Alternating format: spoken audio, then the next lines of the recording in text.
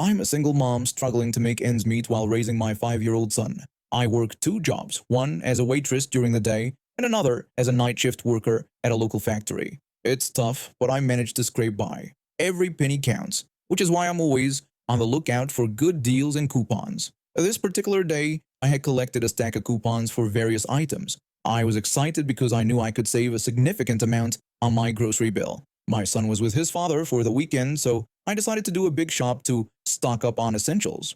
I arrived at the store early Saturday morning, hoping to beat the rush. With my cart and coupon binder in hand, I started making my way through the aisles. Everything was going smoothly until I reached the cereal aisle. I was checking the prices of different cereals when I heard a commotion behind me. I turned around to see a woman, let's call her Karen, arguing with a store employee. Karen was loudly complaining about the store being out of Lucky Charms. She was incredulous, stating that she had driven all the way there specifically for that cereal. The employee apologized and explained that they had a rush on Lucky Charms the day before, but assured her that a new shipment was expected on Monday. Karen wasn't satisfied with this answer. She dramatically exclaimed that her kids only ate Lucky Charms for breakfast and demanded to know what she was supposed to feed them now. There were at least 20 other types of cereal on the shelves. Surely her kids could survive on something else for a couple of days. I tried to ignore the situation and continue with my shopping, but Karen wasn't done yet. Suddenly, Karen turned her attention to me. She accusingly asked if I had taken the last box of Lucky Charms. Confused, I asked her what she meant. She explained that she had seen me putting cereal in my cart and wanted to know if it was Lucky Charms. I told her that it wasn't, and even if it was, I had every right to buy whatever cereal I wanted. Karen, not believing me, insisted on checking my cart herself. Before I could stop her, she marched over and started rummaging through my cart. I was shocked by her audacity. I yelled at her to stop, telling her she couldn't just go through my cart. Karen triumphantly held up a box of cereal, claiming she had caught me with Lucky Charms. However, it wasn't Lucky Charms at all. It was a generic brand of marshmallow cereal that was on sale. I pointed out her mistake and asked her to leave me alone and stop touching my things. Instead of apologizing, Karen sneered at me, implying that I thought I was too good for name brands and was trying to act superior by buying cheap cereal. This woman was creating a scene over cereal, and now she was insulting me for trying to save money. I told her that I didn't know what her problem was, but she needed to back off, and that my shopping choices were none of her business. Karen warned me not to talk to her like that, boasting about her husband being a lawyer and threatening that she could have the store shut down if she wanted to. By this point, a small crowd had gathered, watching the spectacle unfold. The store employee who had been dealing with Karen earlier approached us. He asked if everything was okay. Karen immediately started ranting, accusing me of hoarding all the Lucky Charms and refusing to give her a box for her precious children. I defended myself, explaining that I didn't even have any Lucky Charms and that Karen was making a scene over nothing. The employee, clearly exasperated, reminded Karen that they were out of Lucky Charms and that I didn't have any either. He warned her to calm down or he'd have to ask her to leave. This only fueled Karen's anger further. She demanded to speak to the manager immediately. The employee sighed and walked away, presumably to get the manager. I tried to take this opportunity to escape the situation, but Karen wasn't done with me yet. As I started to leave, she demanded to know where I thought I was going, insisting that we weren't finished. I told her that we were indeed finished and that I had nothing more to say to her. I started to push my cart away, but Karen grabbed onto it, trying to stop me. She demanded that I give her the cereal, claiming that her kids deserved it more than mine. I yelled at her to let go of my cart, telling her she was being ridiculous. As we struggled over the cart, Karen's arm knocked over a display of canned goods.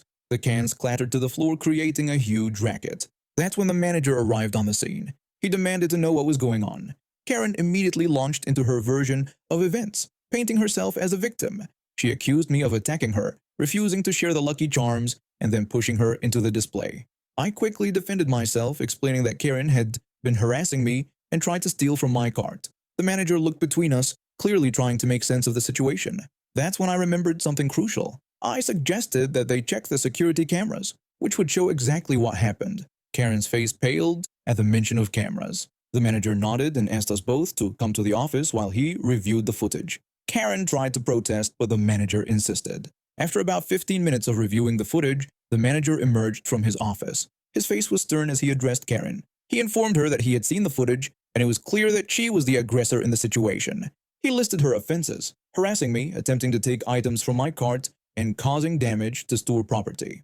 The manager then asked her to leave the premises immediately. Karen was outraged. She threatened to sue the store and have the manager's job. The manager calmly reminded her that they had video evidence of her behavior and warned that if she didn't leave, he would be forced to call the police. Karen stormed out of the store, but not before shooting me a venomous glare. The manager then turned to me, apologizing for what I'd been through. He offered me a discount on my shopping as compensation for the trouble. As I loaded my groceries into my car, I saw Karen in the parking lot screaming into her phone. I quickly got into my car and drove away, hoping to never encounter her again. I've always been the fun aunt, the one who takes the kids on adventures and treats them to special outings. It's not just because I love spoiling my daughter and niece, it's also because I remember how much those little moments meant to me when I was growing up. My sister and I didn't have the easiest childhood. Our parents worked long hours to make ends meet, so we often had to entertain ourselves. That's why now that I'm a mom myself, I make it a point to create those magical memories for the next generation. So when my sister called, frazzled about not finding daycare for her older girl during the school holidays, I jumped at the chance to help out. I told her to send her daughter over, suggesting we'd have a girls' day out with just me, her daughter, and mine. I proposed calling it the Older Sister Club. I could practically hear the relief in my sister's voice. She thanked me profusely, saying she owed me one. I brushed off her thanks, telling her that's what sisters are for. The local skate rink seemed like the perfect spot for our outing. It had that nostalgic charm that brought back memories of my own childhood, plus enough modern amenities to keep the kids entertained. My daughter, all of 7 years old but already so confident, was giving her younger cousin pointers on how to balance. After a few laps around the rink, my daughter asked if they could play some games. I nodded, leading them over to the arcade area. My daughter's eyes lit up when she saw the air hockey table. She asked if she could spend some of her pocket money on that, noting that the claw machines were such a ripoff. I chuckled, proud of her budding financial savvy, and gave her permission.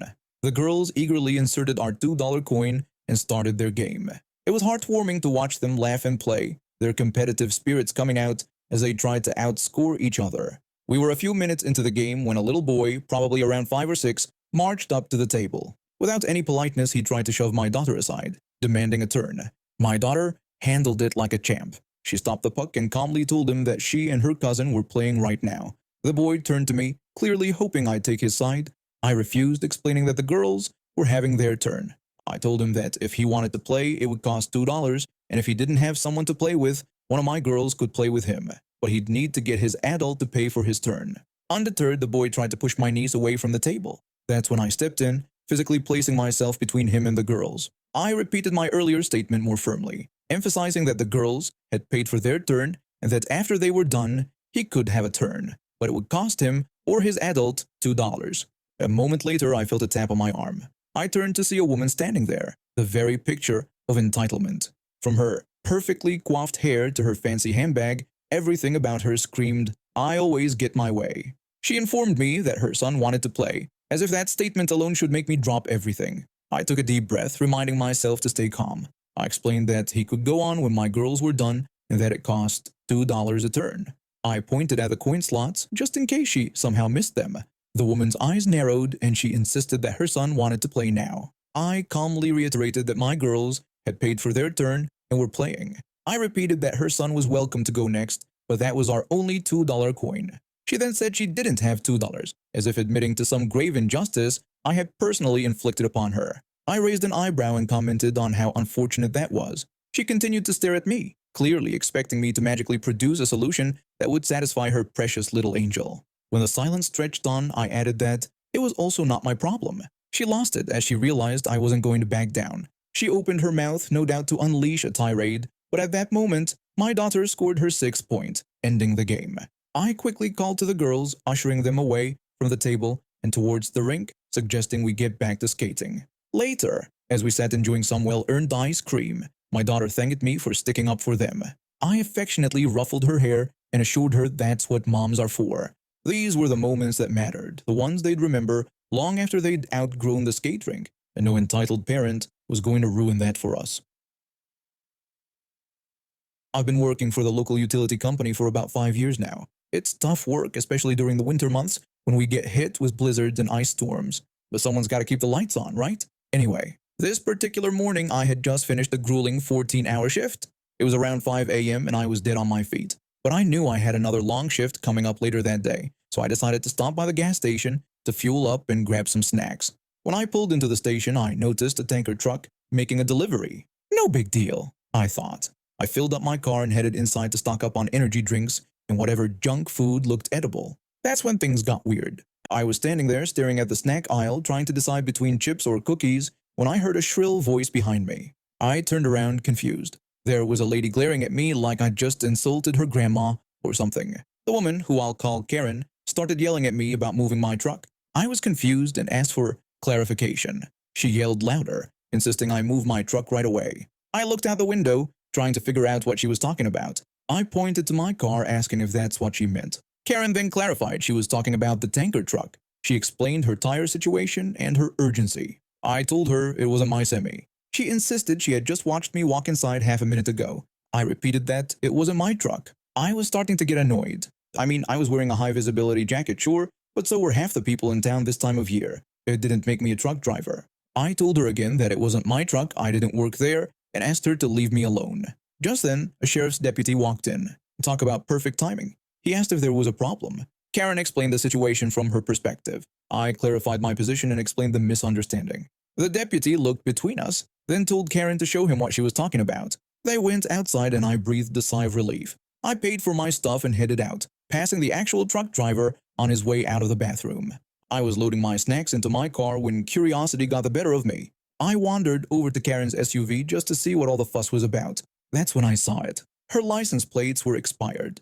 Not just a little expired either. They were from October 2018, a full 14 months out of date.